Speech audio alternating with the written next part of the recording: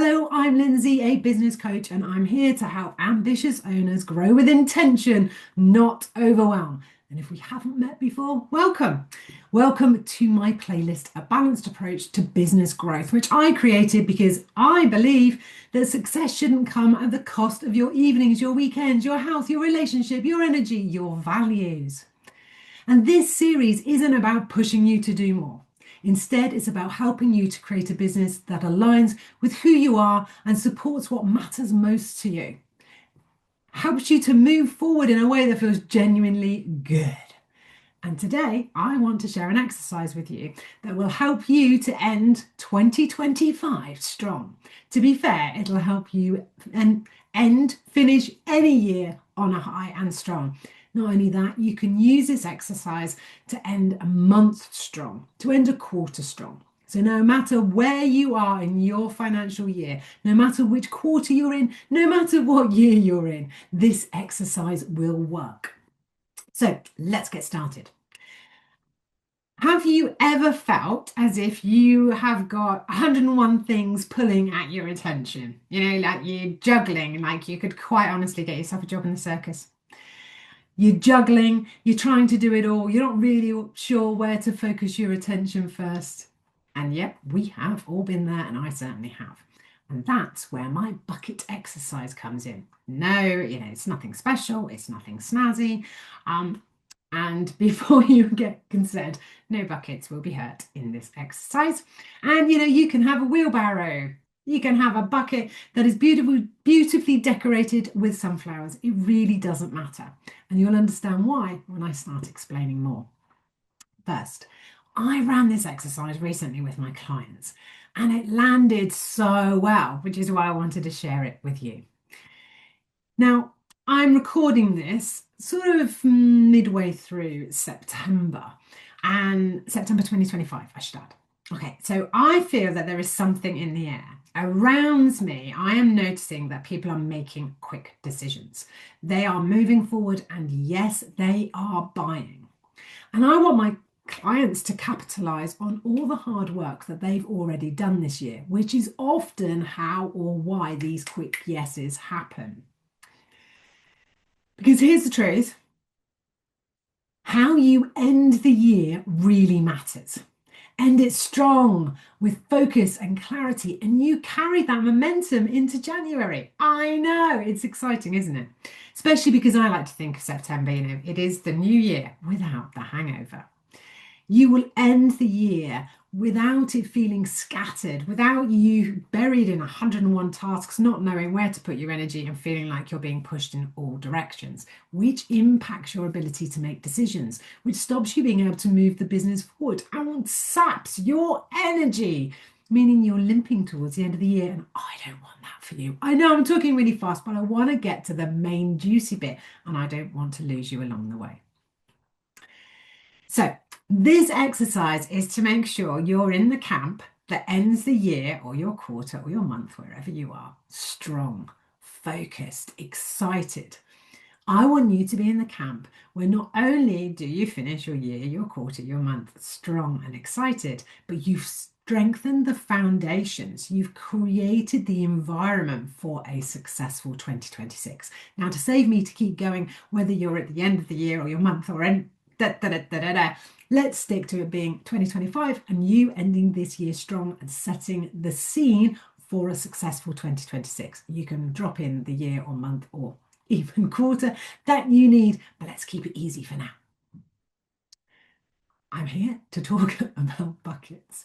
Okay, I'm going to give you 3 buckets. The first bucket is called Income Now. If you like, it's for your quick wins. It's the things that you can do that potentially could bring money in today. So, for example, it could be following up that warm lead, could be sending out an invoice that you'd forgotten about, could be sending out a statement to bring in money that is outstanding. It could be booking that follow-up call with a client, or a potential client, I should say. Or it could be arranging a call with a present client because they are ready to up level with you. They are ready for your next level of support. These are often the actions, by the way, that we can get pushed aside. Oh, yeah, I'll get to that. Oh, I really need to be doing this. I need to be recording this video. I need to be writing a blog. The things that sometimes we might use to avoid doing the things that are going to make a difference to our business that could bring in that income. Often because, we don't like doing it. We don't want to be bothering people. Thing is, if you don't bother people, which you're not, by the way, if you're following something out, you're just reaching out to someone to help them make a decision, yes or no. But if you don't do that, they may remain buried in busyness themselves when you have the solution. So these are the things that we often put aside and say, I'll get to that later. Sadly, later doesn't pay the bills. So bucket number one is income now. They're the quick wins. They're the things that you can do.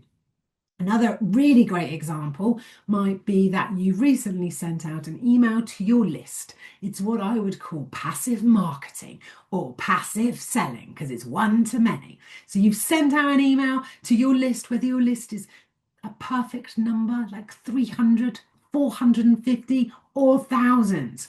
You've sent it out. Today is the day because today is income now, or the bucket is income now. Is when you go and have a look at the analytics. Who's clicked what? Who has opened the sales page? Because you are going to follow that up. That's the kind of activity that can go in your income now bucket.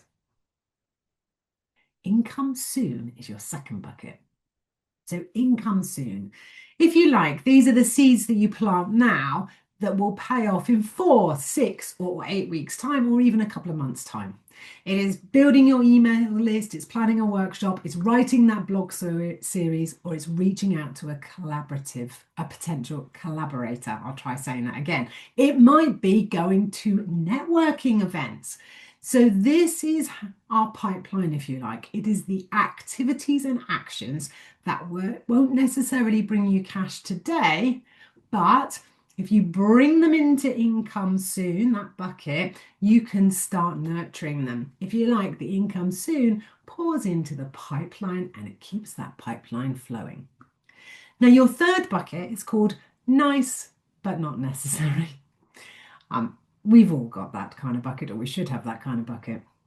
It's, I need to redesign that template. I need to go and tweak a little more on my website. I need to check that landing page and rewrite that copy. I need to rewrite my elevator pitch and I need at least another 4 versions. Okay. It might be color coding your filing system. It might be starting a filing system. It might be finding a new CRM system and moving everything in. It might be updating your CRM system. Now, some of these things might be, I don't want to say important. Now, they could have a positive impact on your business. A really great example might be that you have an email sequence. So when somebody signs up to receive your weekly newsletter, I have one. It might be that you haven't looked at your welcome sequence for 6 to 12 months.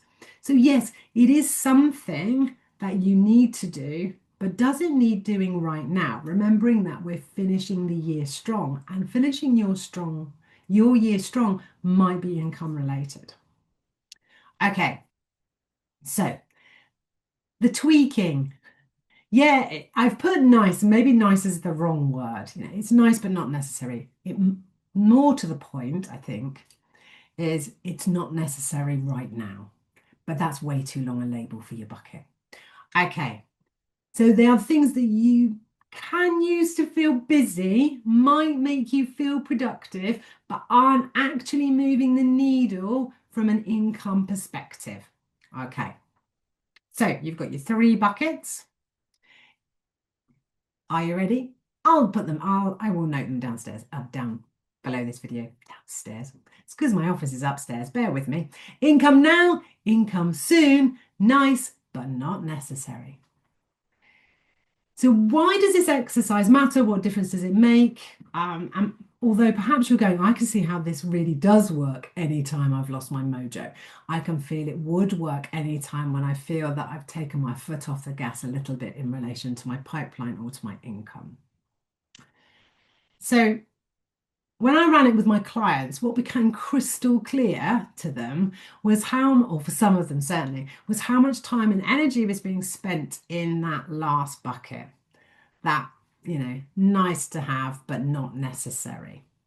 Because it's easy to get lost in the stuff that doesn't really matter, doesn't have an immediate impact, certainly doesn't have an impact on your income.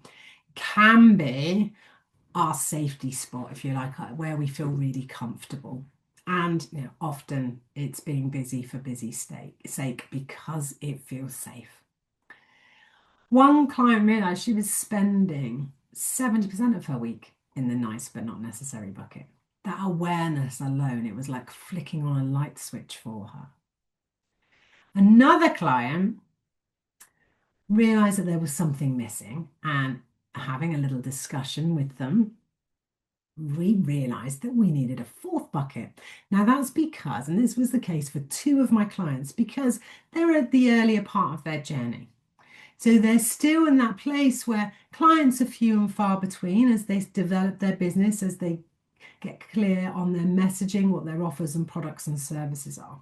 So we created a fourth bucket for them, and it was called client care. That way it's putting real importance on the clients that they do have. Also as a way of helping them to see that they were making progress, that they had a business, and that it was starting to grow. Now you might want to have a client care bucket because, let's face it, client care is key when we are thinking about growing our businesses, because that is the retention side. We want to look after the clients that we have, and it can happen really easily that we forget the ones that we have. The ones who've onboarded them, we say, hi, come on in, we forget all about them. So actually a client care bucket, it's not a bad shout for any of us and all of us, because nurturing our existing clients is just as important as finding new ones. And I guess that's why I love this sort of idea of the bucket exercise. It's not rigid, it's a framework, and you can make it your own. So here is what I would love for you to do. Grab a piece of paper and draw 3 buckets. Label them income now, income soon, and nice but not necessary. And remember, it's not a rigid framework. If you want a client care bucket, by all means. If you want a self-care bucket, by all means, add it. Then I want you to jot down everything you're currently working on under each. So be really honest here. Make sure that you're putting it against the right bucket. Then, and this is the key part, I want you to pick an action from your income now, and I want you to do it. So, yep, 1 income from that income now bucket, and I want you to take that action. There are quite a few things that can happen from this exercise, and noting down your 3 buckets and I've got 4. Well, I said you could have 4. The exercise itself has those 3 buckets: income now, income soon, and nice but not necessary. As I say, you are welcome to have another bucket, which might be client care, could be self-care. I wouldn't go any further than that because you'll start to confuse yourself. But when you then put down the tasks under those headings, be really honest. It might be a light bulb moment. I'm actually spending a lot of time, 70% of my time, in nice but necessary.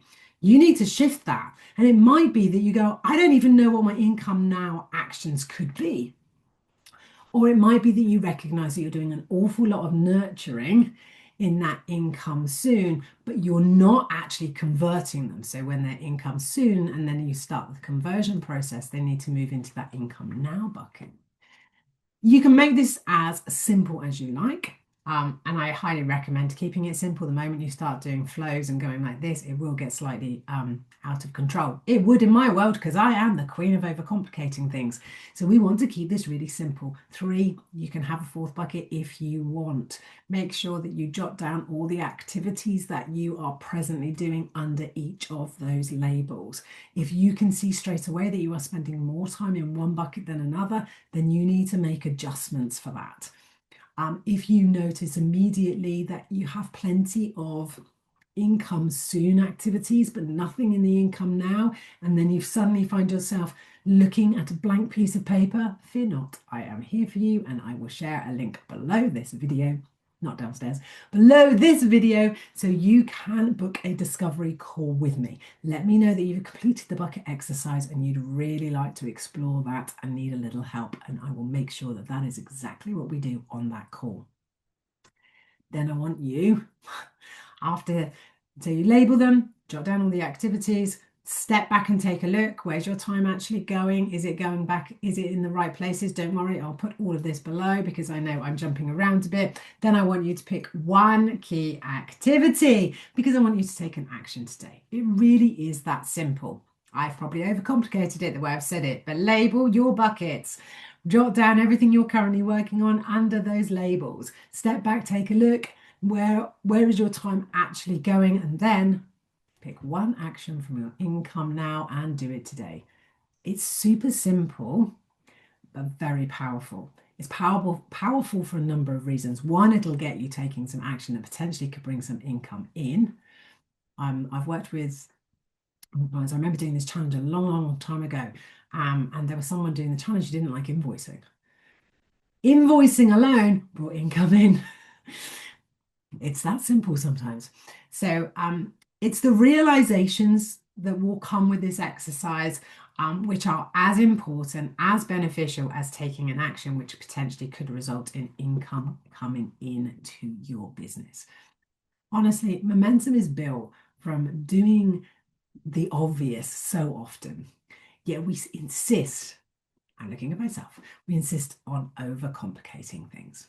So if you want it to be simple, if you want it to be easy, but if you want it to be powerful and you want to create momentum, just trust that it's built by taking one clear action. And once you've taken that first step, the next one feels so much easier. So yes, you might find yourself doing that one thing out of your action now bucket or your income now bucket, only to realize you'd like to do the second. Okay, let's zoom out for a moment.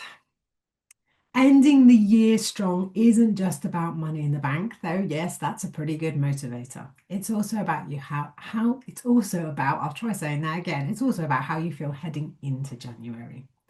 If you finish December with a trail of half-started projects and a head full of overwhelm, you're going to carry that into the next year.